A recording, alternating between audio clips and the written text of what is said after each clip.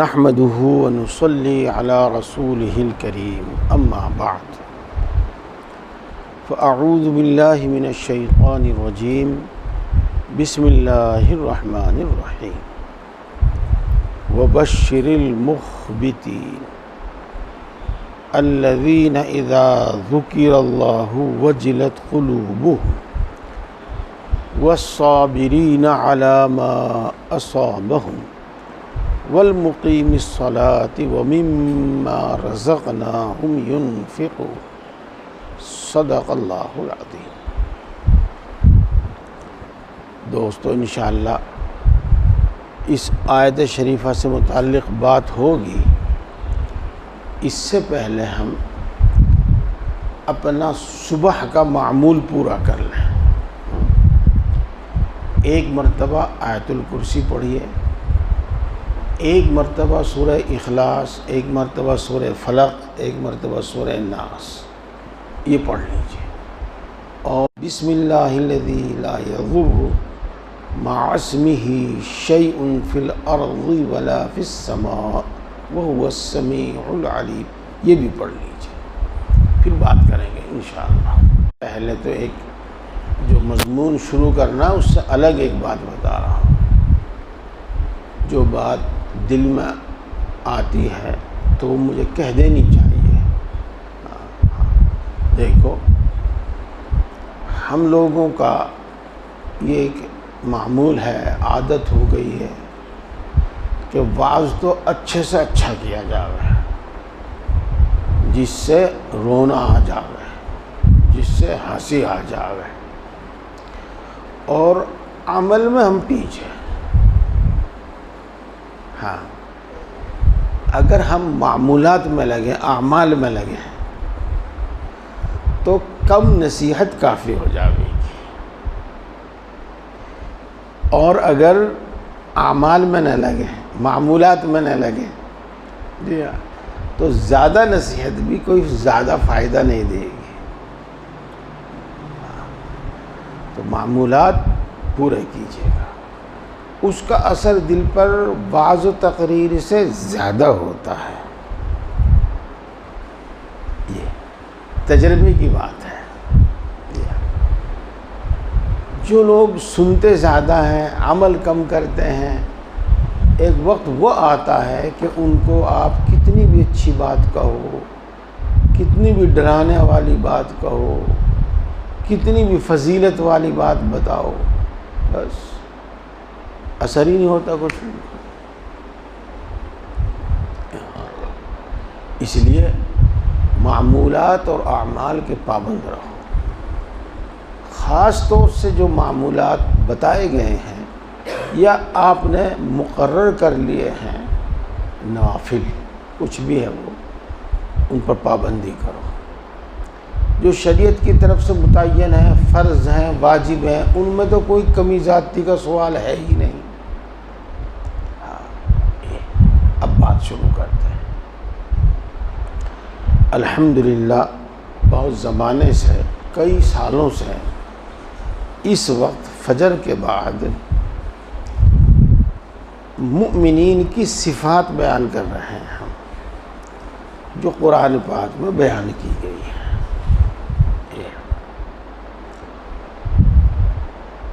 یہ تو بار بار عنوان بدل بدل کے، تعبیر بدل بدل کے وہ صفات بیان کی گئی ہیں قرآن پاک میں، کہ میری سوچ یادداشت کے اعتبار سے تقریباً وہ تمام صفات میں نے بیان کر دی جو اللہ نے قرآن پاک میں مؤمنین کی بیان کی ہے۔ آج ایک بات آیت شریفہ ذہن میں آئی، میں اس سے متعلق عرض کرتا ہوں۔ دوستو سارا معاملہ دل کا ہے، دل بگڑ گیا آدمی بگڑ گیا، اور دل سنور گیا آدمی سنور گیا۔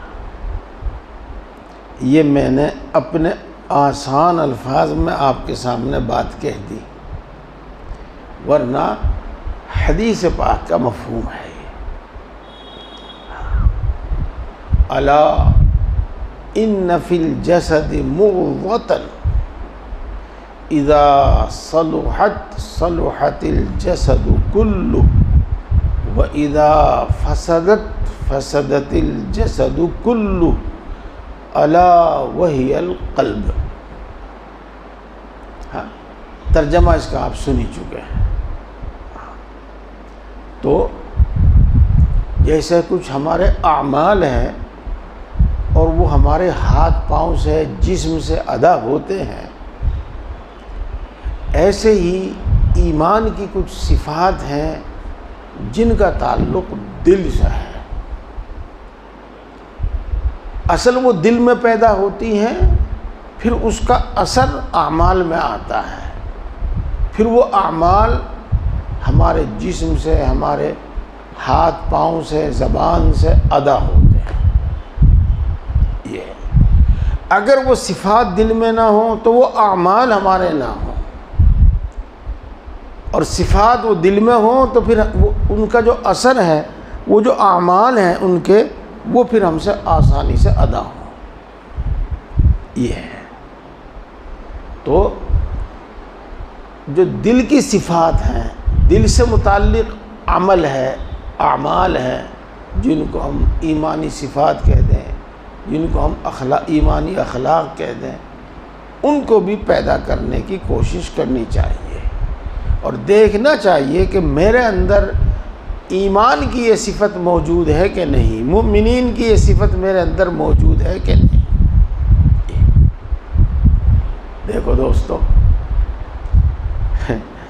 بعض مرتبہ مجھے خود خیال ہو جاتا ہے، آپ کو خیال ہو یا نہ ہو، میں اپنی تعریف کر رہا ہوں، لیکن اس خیال کو دور کر کے حقیقت آپ کے سامنے بتاتا ہوں. آپ میری اس دعا کو، جو میں اکثر بلکہ ہمیشہ کرتا ہوں، کراتا ہوں، اس میں غور فرمانا ہے کہ کن کن چیزوں کی دعا کی گئی ہے. وہ سب چیزیں بے حد ضروری ہیں، بے حد ضروری ہیں. اور صحیح بات تو یہ ہے کہ یوں تو کبھی مختصر دعا کرتے ہیں اور کبھی لمبی دعا کرتے ہیں. تو مختصر دعا میں تو جو چاہے مانگ لیا جاوے، لیکن جب اطمینان سے دعا مانگنے کا وقت آتا ہے تو ان دعاؤں کے مانگے بغیر آگے بڑھنے کو جی نہیں چاہتا. جی ہاں، ان دعاؤں میں سے ایک دعا ہے، اے اللہ ایمانی صفات پیدا فرما، اے اللہ مؤمنوں والی صفات پیدا فرما. باتیں کی، الفاظ الگ الگ ہیں. اے اللہ کافروں والی، منافقوں والی، فاسقوں والی صفات سے ہماری حفاظت فرما. یہ دعا ہے. اور جب تک ایمانی صفات پیدا نہیں ہوں گی، ایمان کامل نہیں ہوگا. ہاں، صحیح بات بتا دینے میں کوئی حرج نہیں ہے اور برا نہیں ماننا چاہیے.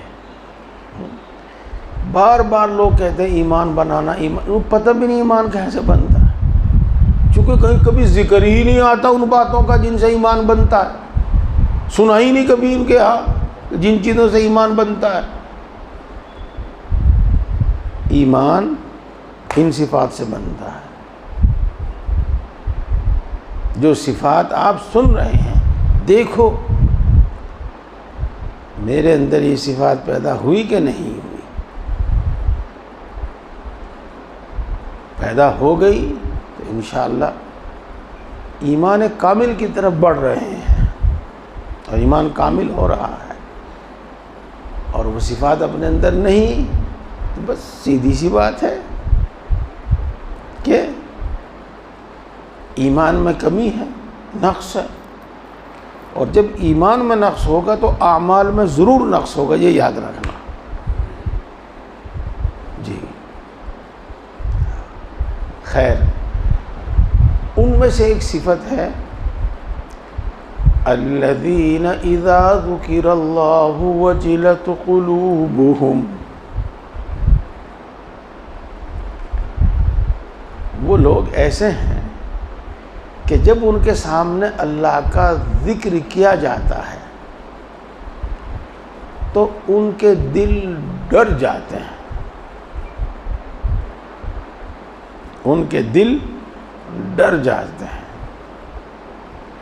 میرے بھائیوں،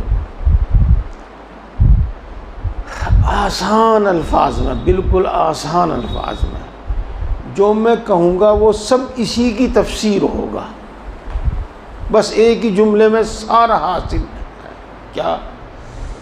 دل ایسا ہو کہ جب وہ اللہ کی بڑائی اور عظمت کا ذکر سنے تو متاثر ہو، اور اللہ کے سامنے جھک جائے۔ اور اللہ کے سامنے جھکنے کا مطلب یہ ہے کہ مثلا اسی وقت اللہ کی بڑائی، حمد بیان کرے، مثلا اللہ کے حکم بجانے کے واسطے، اللہ کے حکم پورے کرنے کے واسطے مستعد اور تیار ہو جاوے۔ اللہ کی عظمت کا تقاضا یہی ہے،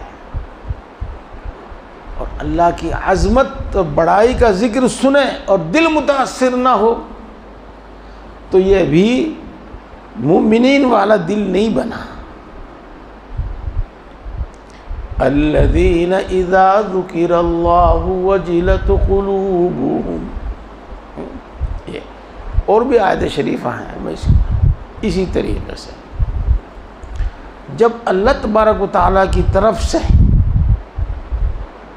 کسی عذاب پر کوئی دھمکی سنے، جس کو ہم وعید کہتے ہیں نا، وعید عربی میں، بہت مرتبہ ہم لفظ وعید کا مطلب نہیں سمجھ پاتے، اس لیے بالکل سادہ اردو میں کہہ دیا۔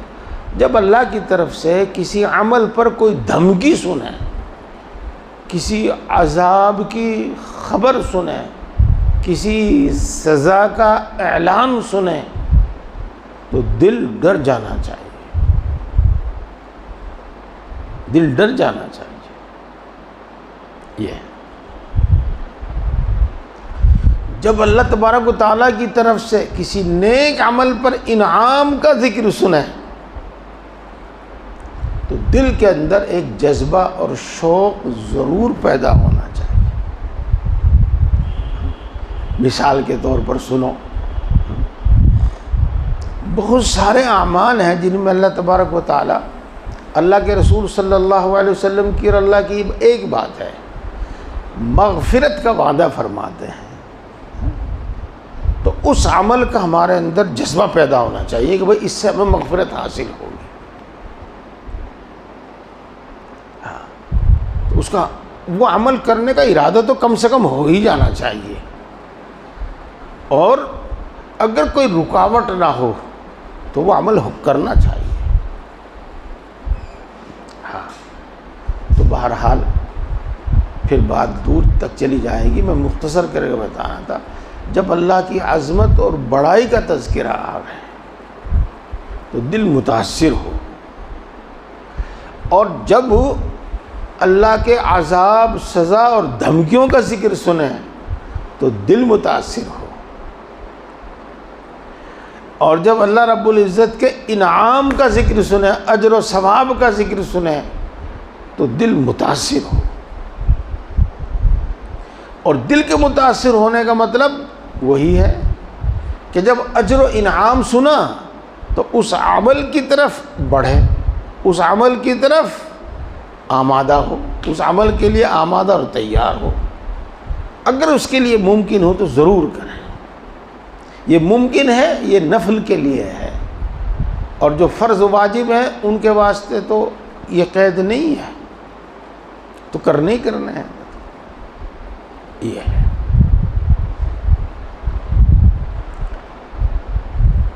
میرے پیارے بھائیوں، میں نے اصل بات اور پوری بات آپ کو بتا دی، ابھی انشاءاللہ میں اس میں آپ کو اور بتاؤں گا۔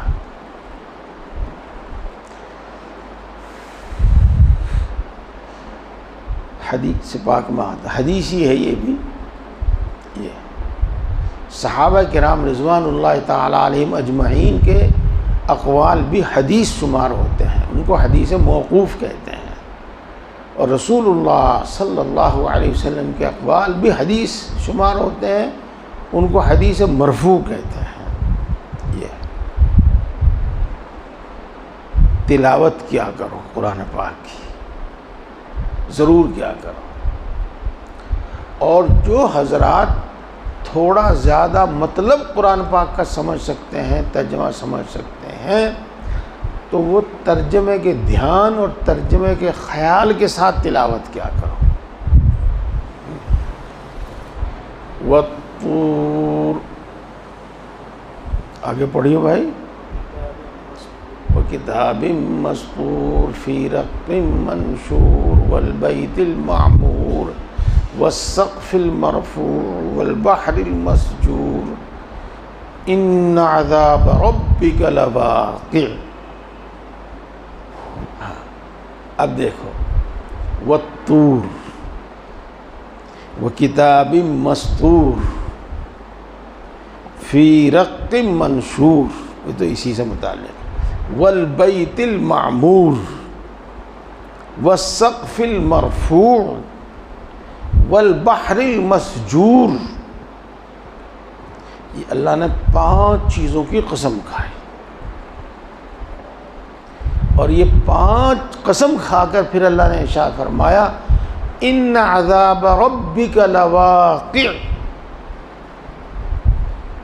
جن جن کاموں کی سزا اللہ نے طے کر دی ہے وہ ضرور مل کر رہے گی. جن جن کاموں پر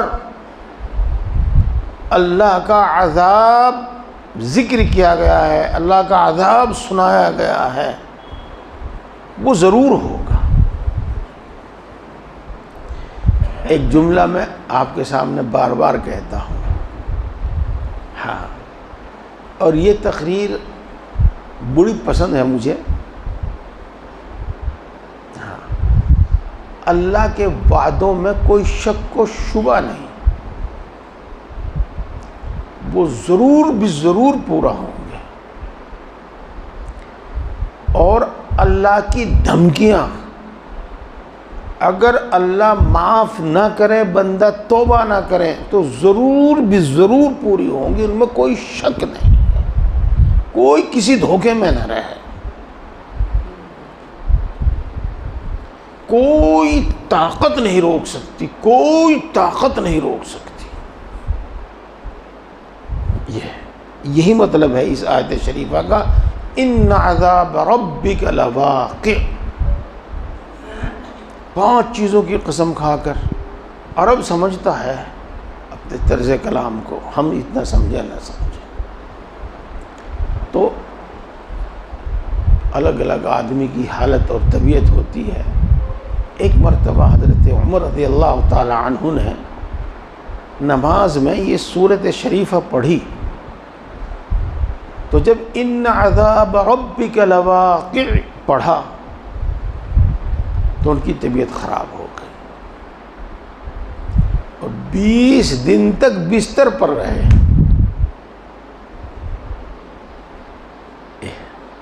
یہ میں بتا رہا ہوں آپ کو کہ اللہ کی عظمت اور بڑائی سنیں تو دل متاثر ہو، اور اللہ کا عذاب اور اس کی سزا سنیں تو دل متاثر ہو، اور اللہ کا انعام سنیں، اجر و ثواب سنیں تو دل متاثر ہو. یہ ہے الذین اذا ذکر اللہ وجلت قلوبہم. دیکھو ہمارا دل ایسا ہے کہ نہیں ہے، ایسا ہوتا ہے کہ نہیں ہوتا.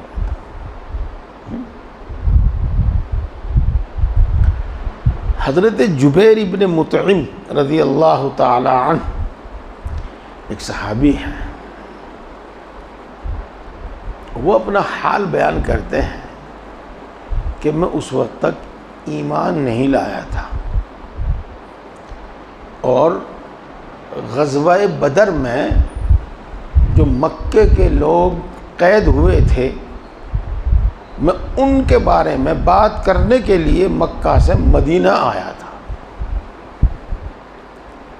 جب میں مدینہ پہنچا تو رسول اللہ صلی اللہ علیہ وسلم مسجد نبوی میں مغرب کی نماز ادا فرما رہے تھے،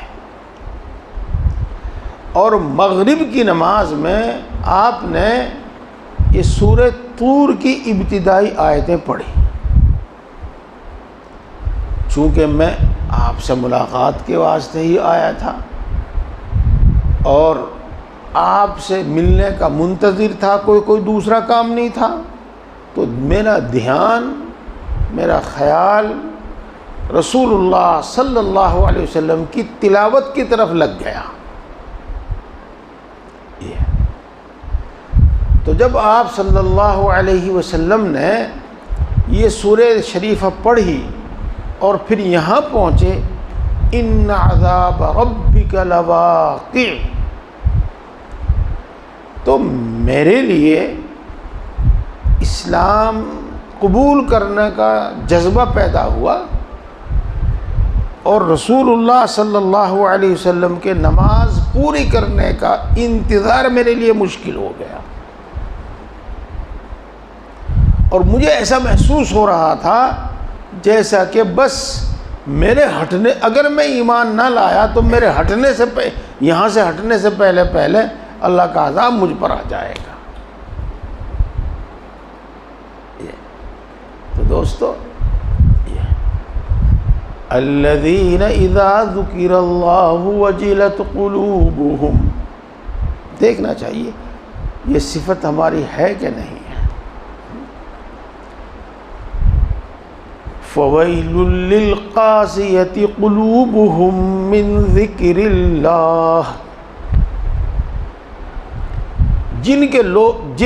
جن لوگوں کے دل اللہ کے ذکر سے سخت ہو گئے، ان کے لیے تباہی ہے۔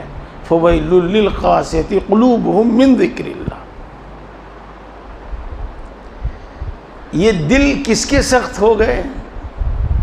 چاہے میرے دوستو وہ کافر ہے، اللہ کی آیات کا اس کو یقین نہیں ہے، چاہے وہ مومن ہے لیکن گناہوں کی بدولت، غفلت کے سبب اس کا دل سخت ہو گیا، اور وہ اللہ کے وعدے سے متاثر نہیں ہوتا، اللہ کی وعیدوں سے متاثر نہیں ہوتا، اللہ کی وعیدوں سے متاثر نہیں ہوتا، اس لیے نافرمانی اور گناہ نہیں چھوڑتا، اللہ کے وعدوں سے متاثر نہیں ہوتا، اس لیے نیک اعمال کی طرف نہیں لپکتا۔ فَوَيْلٌ لِّلْقَاسِيَةِ قُلُوبُهُم مِّن ذِكْرِ اللَّهِ، ادھر دیکھو ایمانی صفت اور ادھر دیکھو کافروں کی صفت۔ یہ بات اب یاد رکھیے گا کہ ایک ہے ادنا ایمان کا درجہ، نفس ایمان کا درجہ، تو ایسے مومن میں کافروں والی صفات ہو سکتی ہیں، مومن ہے لیکن اس کے اندر کافروں والی صفت ہو سکتی ہے، اور مومن کامل ہے تو پھر اس کے اندر کافروں والی صفت نہیں ہوگی، اس کے اندر سب ایمان والی اور مومنوں والی صفت ہوں گی۔ تو دیکھو دوستو، اپنے دل کو دیکھو، آگے اللہ تعالیٰ یہی فرماتے ہیں، اللہ الذی انزل الکتاب متشابہا مثانی، اللہ الذی انزل احسن الکتاب، ہاں اس طرح ہے آیت سے آگے ہے، تقشعر منہ جلود الذین یخشون ربہم ثم تلین جلودہم وقلوبہم الی ذکر اللہ۔ یہ اللہ کی آیات سے ان سن کر ان کے رونگٹے کھڑے ہو جاتے ہیں، تقشعر منہ جلود الذین، ان کے رونگٹے کھڑے ہو جاتے ہیں۔ شاید زندگی میں کبھی آپ کے رونگٹے نہ کھڑے ہوئے ہوں، لیکن میں نے کچھ لوگوں کی حالت دیکھی ہے. ہاں یہ رونگٹے نا یہ بال ہیں، یہ یوں پڑے ہیں، یوں پڑے ہیں، لیکن خوف کے وقت یہ یوں سیدھے کھڑے ہو جاتے ہیں. خوف کے وقت یہ یوں سیدھے کھڑے ہو جاتے ہیں. یہ تقشعر منہ جلود الذین یخشون ربهم، رونگٹے کھڑے ہو جاتے ہیں. اور پھر کیا ہوتا ہے؟ ثم تلین جلودہم وقلوبہم الی ذکر اللہ، جو میں بار بار عرض کر رہا ہوں. پھر ان کے دل اللہ کی طرف نرم ہو جاتے ہیں، اللہ کی یاد کی طرف نرم ہو جاتے ہیں. طرف ترجمہ کر رہا ہوں، ویسے ہماری اردو میں ترجمہ ہے اللہ کی یاد کے لیے نرم ہو جاتے ہیں، اور پھر ان کے جسم اللہ کی یاد کے لیے نرم ہو جاتے ہیں. ثم تلین جلودہم وقلوبہم الی ذکر اللہ. پیارے دوستو، یہ وہی بات ہے جو میں ابھی بار بار عرض کر رہا تھا آپ کے سامنے، کہ جب وہ وعید سنتے ہیں کسی گناہ پر، ہے نا، تو اس کو چھوڑنے کے لیے تیار ہو جاتے ہیں. یہ مطلب ہے اللہ کا حکم پورا کرنا. اور جس کام کے کرنے کا حکم دیا ہے اور اس کے چھوڑنے پر وعید ہے، نہ کرنے پر وعید ہے، تو اس کو کرنے کے لیے تیار ہو جاتے ہیں. یہ ہے اس کے جسم اللہ کے ذکر کے لیے نرم ہو جاتے ہیں. اور ایک چیز ہے اللہ کا خوف دل میں ہو، اللہ کی یاد دل میں ہو، اللہ کی عظمت اور بڑائی دل میں ہو، تو ان کے دل اس کے لیے نرم ہو جاتے ہیں. بات بہت لمبی ہو گئی اور ماشاء اللہ اتنی صاف ہو گئی کہ اچھی طرح اب بات سمجھ گئے ہوں گے. ہاں، اب ایک بات، یہ صفت پیدا کیسے ہو؟ اگر ہمارے اندر یہ صفت نہ ہو تو یہ صفت ہمارے اندر پیدا کیسے ہو؟ دیکھو، اگر کسی کی بینائی کمزور ہو تو وہ حکیم سے، ڈاکٹر سے پوچھتا ہے اس کی دوائی، اس کے لیے غذا، تاکہ میری بینائی تیز ہو جائے. کسی کا دل دھڑکتا ہو، دل کمزور ہو، تو وہ پوچھتا ہے میرے دل کی طاقت کی دوائی. اور ان کے لیے الگ الگ دوائیاں بھی ہیں. کسی میں کسی چیز کی کمی ہوتی ہے، کسی میں کسی چیز کی کمی ہوتی ہے، اسی کے مطابق دوا اور علاج کیا جاتا ہے. اور یہ مشائخ کو معلوم ہے، علماء بھی اس کی طرف دھیان نہیں دیتے. یہ بھی یاد رکھنا، علماء کا الگ ایک کام ہے، وہ کرتے ہیں، اور مشائخ کا ایک الگ کام ہے، وہ کرتے ہیں.